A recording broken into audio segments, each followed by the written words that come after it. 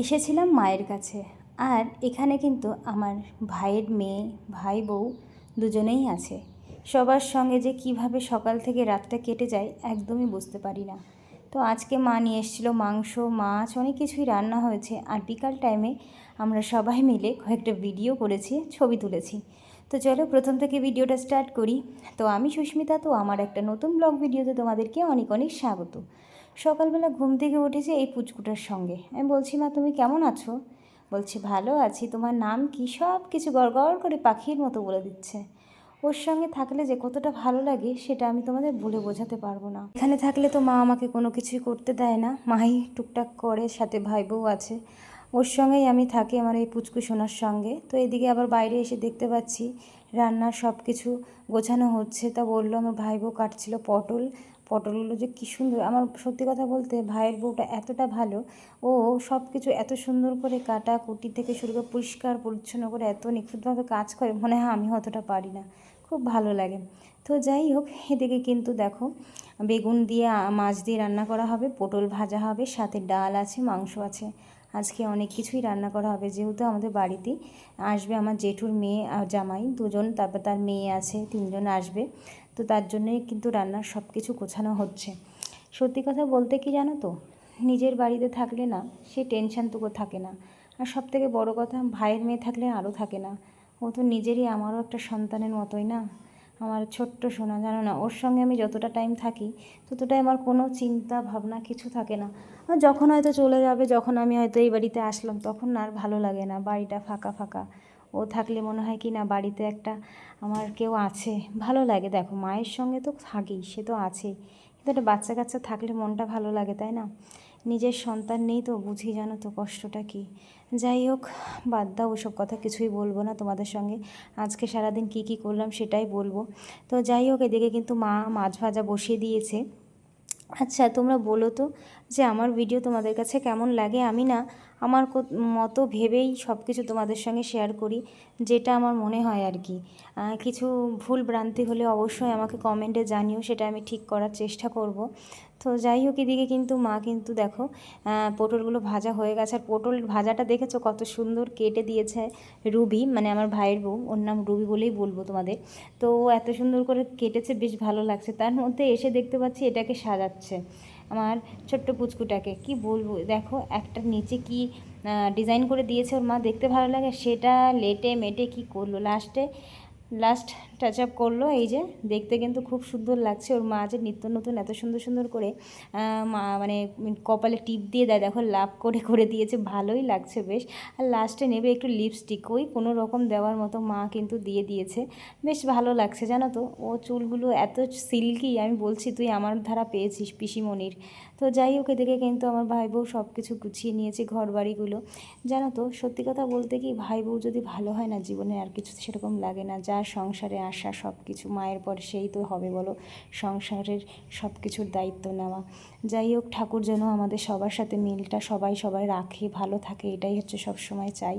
কি জানো তো, অনেক পরিবারে এই জিনিসটা হয়ে থাকে। দেখো, হয় না বলে সব সংসারে বলা ভুল, সবার মধ্যে রাগ অভিমান সব কিছু হয়, আবার সময়ের সাথে সব কিছু ঠিক হয়ে যায়।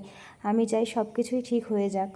যাই হোক, বাবা যাওয়ার পর থেকে এই তো কটা মানুষ বলো আছি আমরা, আমাদের থাকতে হবে, ভালোভাবে চলতে হবে। এখন দায়িত্বটা আমার বড় ভাইয়ের উপরে, কারণ ওর উপরে পুরো সংসার দেখতে হবে। যে ওর বয়সটা কিন্তু একদম অল্প, 25-26 বছর চলছে। এই 26 বছর বয়সে ও যে এত বড় একটা দায়িত্ব নিয়েছে, এটা সত্যি দেখতে হবে। সারাটা দিন ও রুগী দেখতেই থাকে।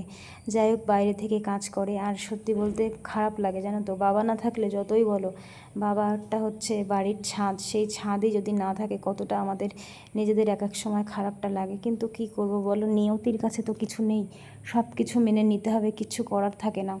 তো যাই হোক, এদিকে কিন্তু দেখো আমি আমার মা আমাকে বললো যে এখন একটু গরম মশলা আনতে হবে, দোকানে যেতে হবে। কে যাবে, ভাই বাড়ি নেই। এখন আমি হাঁটতে হাঁটতে নিলাম টাকা নিয়ে দোকানে যাব বলে। এখন এই গরমের মধ্যে ইচ্ছা করছে না, কি করব, যেতেই হবে, কিছু করার নেই। তো এদিকে দোকানে চলে এসেছি, মুদিখানার দোকানে এসেই কিন্তু 10 টাকা নিয়ে নিলাম হচ্ছে গরম মশলা।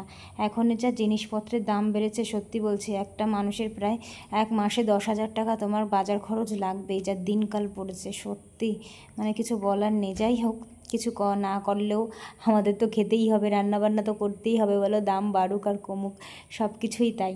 তো এদিকে দেখো আমাদের কিন্তু রান্নাবান্না কমপ্লিট হয়ে গেছে, মাছ ভাজা পটল ভাজা, মাছের তরকারি, তারপরে তোমার ভাত, সব কিছু হয়ে গেছে। শেষে এখন বসানো হবে মাংস। এই মাংসটা হয়ে গেলে মোটামুটি রান্না কমপ্লিট। তারপরে ওরা আসলে ওদের খেতে টেতে দেবো সুন্দর করে। মা বলছিল জামাই যেহেতু আসবে একটু না রান্না করলে হয় বলো? আমি তো এটা তো সত্যি কথা, একটা জামাই আসলে কিন্তু শাশুড়ির কিন্তু একটা চিন্তা বেঁধে যায় কী রান্না করে খাওয়াবে। তো যাই হোক, এদিকে কিন্তু মা কিন্তু রান্না বসিয়ে দিয়েছে। আমরা আগের দিন রান্না করেছিলাম মাংস, সেটাও ছিল, তো অল্প পরিমাণে নিয়ে এসেছিলো। আর একদিন খেলে পরের দিন মাংস খেতে একদমই ভালো লাগে না। তো যাই হোক, ওরা এসছে, ওদের সঙ্গে একটু গল্পগুজব করবো। এই যে জেঠুর মেয়ের মেয়ে আর কি, আমার বোনের আর কি মেয়ে, এটা পাশেরটাই যে আমার কোলে বসে আছে। তো ওরা নিয়ে এসেছিলো আইসক্রিম সবার জন্য, আমাকে একটা দিয়েছে, পুচকুকে একটা দিয়েছে। সবাই বেশ আইসক্রিম খাচ্ছিলাম, ভালোই লাগে। গুঁড়ো করার সঙ্গে কিন্তু আইসক্রিম খেতে বেশ মজা লাগে। কার কার ভালো লাগে অবশ্যই জানিও, বিশেষ করে বাচ্চা কাচ্চার সঙ্গে ওর থেকে একটু নেওয়া, একটু আর কি মারা। যাই হোক, এদিকে ওদের সঙ্গে একটু গল্পগুজব করলাম। তার মধ্যে কিন্তু মায়ের মাংস রান্না প্রায় কমপ্লিট হয়ে গেছে। প্রায় রান্না করতে করতে 2:30-3টা বেজে গেছিলো। এখন কী বলো তো, এত কিছু রান্না করতে গেলে না একটু সময় লাগে। তো যাই হোক, তাড়াতাড়ি করে রান্নাবান্না কমপ্লিট করে খাওয়া দাওয়া করতে হবে। যেহেতু মাকে বলছিলাম মা আমার ভীষণ খিদে পেয়ে গেছে, কি জানি এখানে আসলে একটু খিদেও পায়, আবার এক জায়গা থেকে এক জায়গা, মানে এখানে এসে থাকা তো হয় না বেশিবার। সবসময় তো আমি আসলে হয়তো 1 দিন কি 2 দিন থেকেই চলে যাই, শুধু আমি আসি ঠিকই ঘন ঘন, তো কিন্তু থাকা আর হয় না। তো যাই হোক, মা এদিকে রান্না কমপ্লিট হয়ে গেছে। মাকে বললাম ঠিক আছে আমি ঘরে পুজো দিয়ে নিচ্ছি, চান করে এখন পুজো দেবো। আর আমার মুখের অবস্থা দেখতে পাচ্ছ, পাট শোকাতে গিয়ে আমি একেবারে এমনি কালো মানুষ, আরও কালো হয়ে গেছি, রোগা হয়ে গেছি, কি বলবো, আর কিছু বলার নেই। যাই হোক, এদিকে আমি ঘরে এসে ঘর পুজো দিয়ে দিয়েছি। ঘরে এসে তো আমাদের আসনটা কত সুন্দর লাগছে বলো দেখতে, এই আসনটা আমার বাবার পছন্দের আসন। তো যাই হোক, পুজো টুজো দেওয়ার পরে এবার এসে দেখতে পাচ্ছি টেন্ট হাউসে এরা দুজনে খেলা করছে।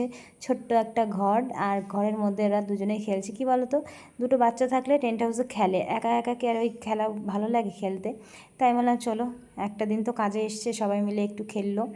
তো এদিকে কিন্তু ওদের সঙ্গে একটু ঠাট্টা মেরে চলে এসেছি বাইরে, এখন খাওয়া দাওয়া করা হবে।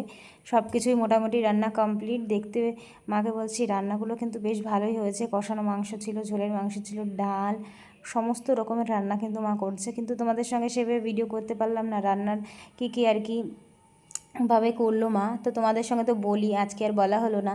তো যাই হোক, এদিকে কিন্তু খেতে বসে পড়েছি, ডালটা খেয়েছিলাম, তারপরে আমরা খাওয়া দাওয়া করে একটু রেস্ট করে বিকাল টাইমে সবাই গেছিলাম ছাদের উপরে কয়েকটা ছবি তুলতে। দেখো এই যে এই দুটোর ছবি তুলেছি। আমি বললাম যে আমার সঙ্গে দুটো ছবি একটা ছবিও ঠিক করে তোলেনি। আর আমাকে কালো ড্রেস পরে কেমন লাগছে অবশ্যই কিন্তু কমেন্টে জানিও, একটু অন্যরকম লাগছে। কি বলো তো, এইসব ড্রেস তো আমার পরা হয় না, বেশ ভালোই লাগছিল, নিজের লুকটা চেঞ্জ পুরো। তো যাই হোক, তোমাদের কেমন লাগলো আমার এই ড্রেসটা আর অবশ্যই কিন্তু কমেন্টে জানিও। তো চলো, ভিডিওটা এই পর্যন্ত শেষ করব, পরের একটা নেক্সট ভিডিওতে দেখা হবে। ভালো থেকো, সুস্থ থেকো, টাটা, বাই বাই।